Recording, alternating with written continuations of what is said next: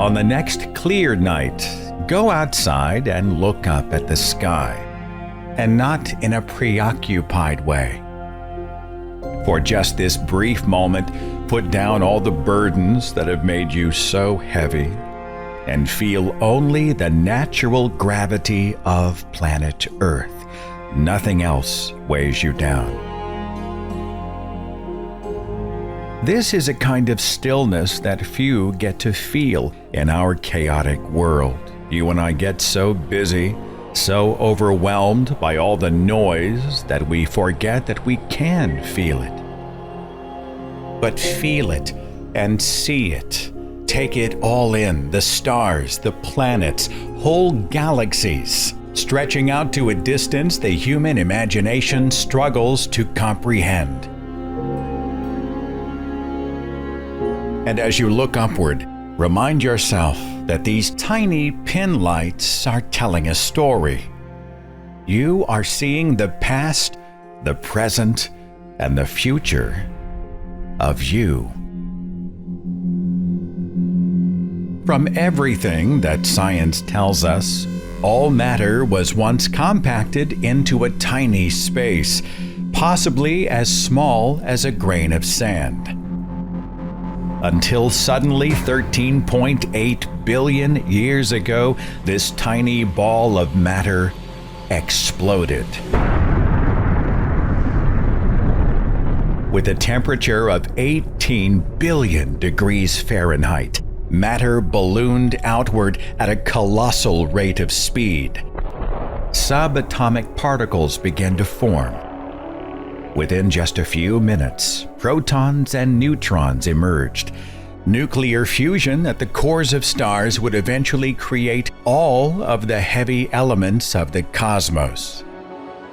And for just a moment, think about this. Right now, almost an eternity later, hydrogen produced by Big Bang nucleosynthesis has combined with oxygen to make up the water in your body.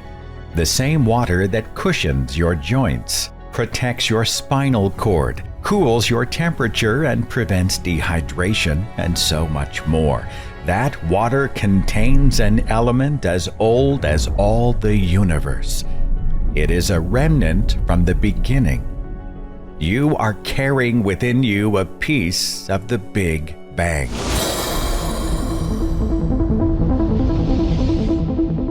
"20 minutes after that singularity, the universe was no longer hot enough for fusion. This cosmic soup was impossible to see because the universe was still too dense for light to pass through. It would take 380,000 years for the universe to expand to the point where the density would be low enough for light to travel unhindered. This phenomenon we call the cosmic microwave background.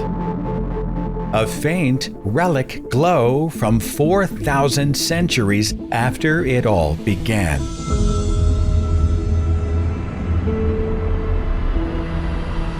As the cosmos continued to cool, atoms began to form. Somewhere out there, in the vastness of space, a fraction of those atoms would one day become you.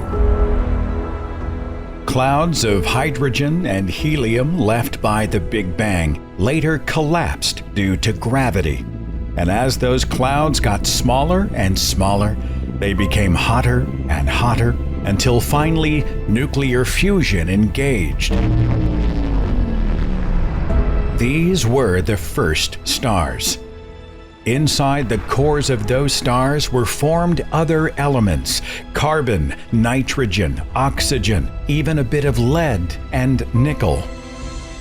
Astronomers believe that these stars were extraordinarily large, ranging between 10 and 300 times the mass of our Sun, burning at 1,000,000 times its energy.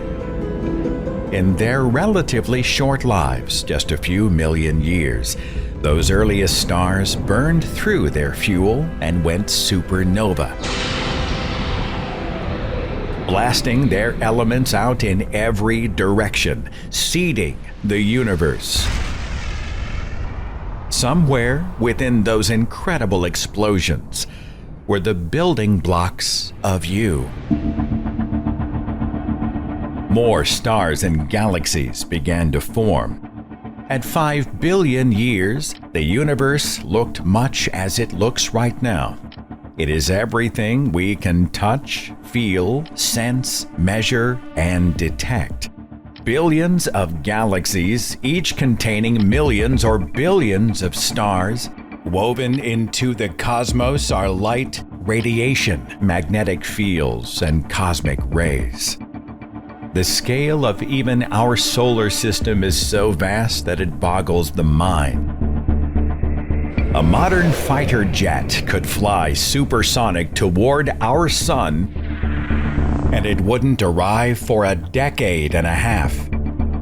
If we could travel at the speed of light, a journey across our own Milky Way galaxy would take 200,000 years at light speed.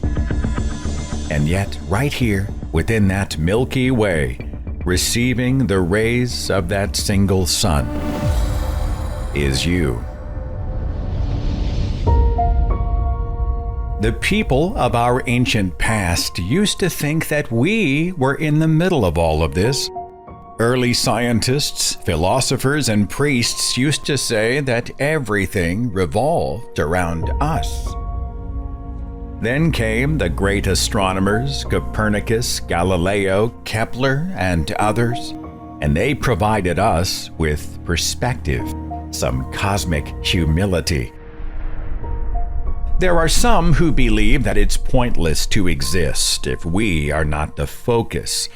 If you and I are just a tiny speck living on a tiny speck within a vast universe at least 93 billion light years across, from their limited vantage, if you and I are a result and not the cause, if our human lives are finite things, then all becomes meaningless, worthless, and void.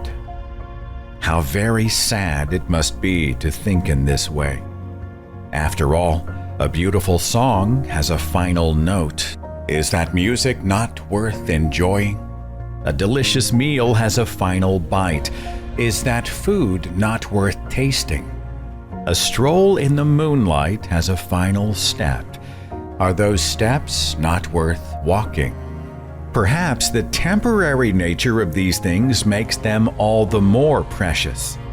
In our increasingly divided world, people are desperate for any sense of connection. Yet how can they not see and hear and feel a connection with everything, everywhere, reaching back to that first mammoth white-hot ignition of time and space?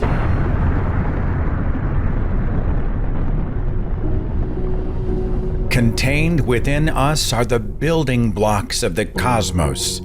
These elements are time travelers from billions of years ago, and they are just passing through in a magical form that looks like us, acts like us, sounds like us, thinks like us, is us. As the saying goes, we are the universe experiencing itself for just a little while. It does give us a moment of perspective about the things that we focus on, the things that we unite and divide over. So much time and energy savored, so much time and energy wasted.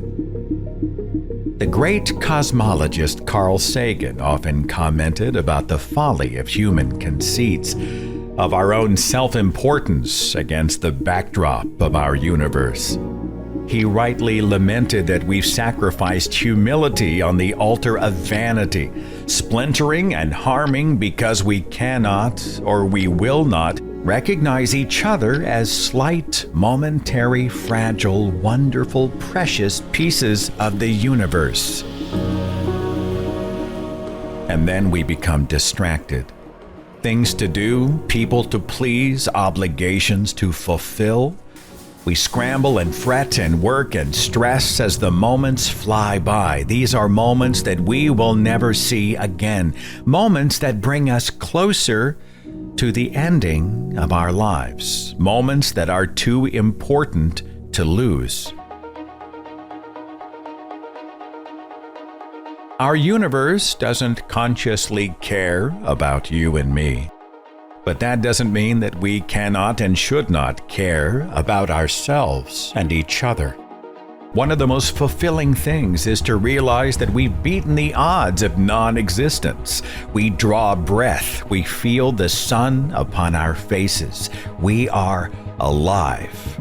We can walk and talk and think and learn and love and design each day with self-generated purpose. We can see the ticking clock, understanding more and more every day about how time began, how it quickly passes, and why it should not be wasted. Beyond all of that, never forget the uniqueness of you, the footprint of you, the momentary flash of light that is you. There has never existed anyone or anything quite like you, and there never will again. Your distinctive signature will never be written again. And that is something that we should all cherish in those we see around us and within ourselves. So remember to be you, the authentic you, the individual you, because nothing else can or ever will be you. And finally, when the end of your chapter does come, know that you do, in fact, experience new life, perhaps even a kind of eternal life. The very elements from the beginning of our universe, those were you, and they will travel to places and times far beyond you. From star stuff you were formed, and to the stars you will one day return. I leave you with the words of astrophysicist Neil deGrasse Tyson, who said, "We are part of this universe. We are in this universe. But perhaps more important than both of those facts is that the universe is in us."